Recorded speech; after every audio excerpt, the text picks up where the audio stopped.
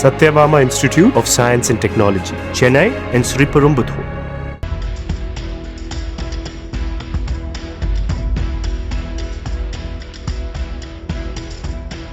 படையப்பா படத்தில் வீடு சொத்தையெல்லாம் எழுதி கொடுத்துவிட்டு வெளியில் வரும் சிவாஜி கணேசன் வீட்டு தூணை தொட்டு தொட்டு அழும் காட்சி இரும்பு இதயங்களையும் அப்படியே உருக வைத்துவிடும்.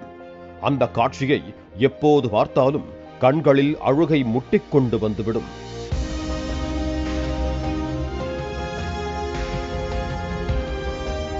அப்படி ஒரு சம்பவம் தான் சிவாஜி கணேசனின் குடும்பத்தாருக்கு நேர்ந்திருக்கிறது.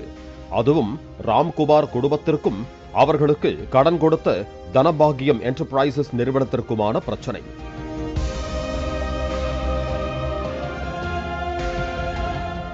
சென்னையில் 4 வீடுகள் மிகவும் பிரபலம் வாய்ந்தவை. ஒன்று எம்ஜிஆரின் ராமாவரம் தோட்டம், இரண்டாவது கருணாநிதியின் கோபாலபுரம் வீடு, மூன்றாவது ஜெயலலிதா வாழ்ந்த போயஸ் கார்டன், நான்காவது சிவாஜியின் அன்னை இல்லம். இப்படி சினிமா அரசியல் பின்னணி கொண்ட அன்னை இல்லம்தான் தற்போது நீதிமன்றத்தால் ஜப்தி செய்ய உத்தரவிடப்பட்டு சர்ச்சையில் சிக்கியிருக்கிறது. அதாவது சிவாஜி கணேசனின் பேரனும் ராம்குமாரின் மகனுமான துஷ்யந்த் மற்றும் அவரது மனைவி அபிராமி ஆகியோர் பங்குதாரர்களாக உள்ள ஈசன் புரொடக்ஷன்ஸ் நிறுவனம் சார்பில் விஷ்ணு விஷால், நிவேதா பெத்துராஜ் நடிக்கும் ஜகஜால கில்லாடி படத்தை தயாரித்தனர். இப்பட தயாரிப்புக்காக தனபாகியம் என்டர்பிரைசஸ் நிறுவனத்திடம் 3,74,75,000 ரூபாய் கடன் வாங்கியிருந்தனர். இந்த கடனை ஆண்டுக்கு 30% வட்டியுடன் திருப்பிக் கொடுப்பதாக உறுதியளிக்கப்பட்டிருந்தது. ஆனால் கடன் தொகையை திருப்பி தராததை அடுத்து இந்த விவகாரத்தில் தீர்வு காணும் வகையில் சென்னை உயர்நீதிமன்ற ஓய்வு பெற்ற நீதிபதி ரவீந்திரன் மத்தியஸ்தராக நியமிக்கப்பட்டார்.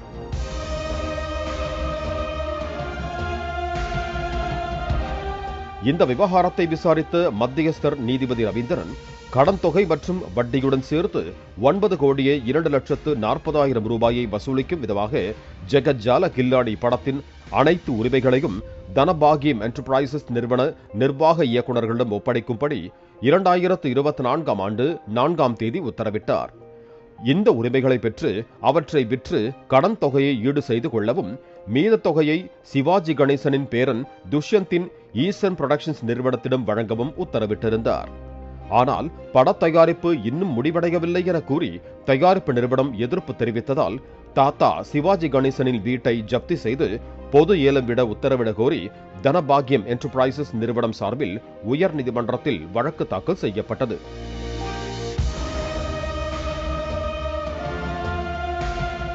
இந்த வழக்கை விசாரித்த நீதிபதி அப்துல் குத்தூஸ் பதில் மனு தாக்கல் செய்ய ஈசன் புரொடக்ஷன்ஸ் தரப்பில் அவகாசம் கேட்ட போதும் இதுவரை பதில் மனு தாக்கல் செய்யவில்லை என கூறி நடிகர் திலகம் சிவாஜி கணேசனின் வீட்டை ஜப்தி செய்ய உத்தரவிட்டார். இந்த வழக்கு மார்ச் 5ஆம் தேதிக்கு மீண்டும் விசாரணைக்கு வந்தது. இந்த நிலையில்தான் வீடு ஜப்தி செய்யப்பட்டது. இந்த நிலையில்தான் அன்னை இல்லம் வீட்டை ஜப்தி செய்ய பிறப்பித்த உத்தரவை நீக்க கோரி நடிகர் பிரபு சென்னை உயர்நீதிமன்றத்தில் மனு தாக்கல் செய்தார். இந்த மனு நீதிபதி அப்துல் குத்தூஸ் முன்பு விசாரணைக்கு வந்தது. அப்போது பிரபு சார்பில் ஆஜரான வழக்கறிஞர் இந்த விவகாரத்தில் 3ஆம் நபரான தனது இல்லத்தை ஜப்தி செய்ய நீதிமன்றம் உத்தரவிட்டுள்ளதாகவும் அதனை நீக்க வேண்டும் எனவும் வாதிட்டார். தனது சகோதரர் ராம்குமார் பெற்ற 3 கோடி ரூபாய் கடனுக்காக தனக்கு சொந்தமான 150 கோடி ரூபாய் மதிப்பிலான சொத்துக்களை முடக்க உத்தரவிட்டுள்ளதாகவும் தெரிவித்தார். அப்போது குறுக்கிட்ட நீதிபதி, ராம்குமார் உங்களுடைய சகோதரர்தானே, ஒன்றாகத்தானே வாழ்ந்து வருகிறீர்கள், அந்த கடனை தற்போது நீங்கள் செலுத்திவிட்டு பின்னர் அவரிடம் இருந்து பெற்றுக்கொள்ளலாமே என யோசனை தெரிவித்தார். இதற்கு பதிலளித்த பிரபு தரப்பு வழக்கறிஞர் இதுபோன்று அவருக்கு உதவ முடியாது என்றும் நிறைய பேரிடம் ராம்குமார் கடன் வாங்கி உள்ளதாகவும் கூறினார். இதையடுத்து வழக்கின் விசாரணையை வரும் 8ஆம் தேதிக்கு நீதிபதி ஒத்திவைத்தார். தனது வாழ்நாளில் இதுவரை 1 ரூபாய் கூட கடன் வாங்கியது இல்லை. அப்படி இருக்க அண்ணன் ராம்குமார் வாங்கிய கடனை நான் ஏன் அடைக்க வேண்டும்?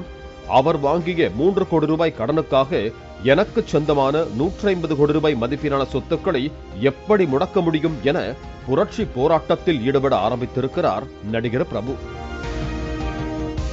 இதனால் சிவாஜி கணேசனின் கனவு இல்லமான அன்னை இல்லம் சிக்கல் தீர்வை எட்டாமல் தொடர்ந்து கொண்டிருக்கிறது. Satyabama Institute of Science and Technology, Chennai and Sriperumbudur.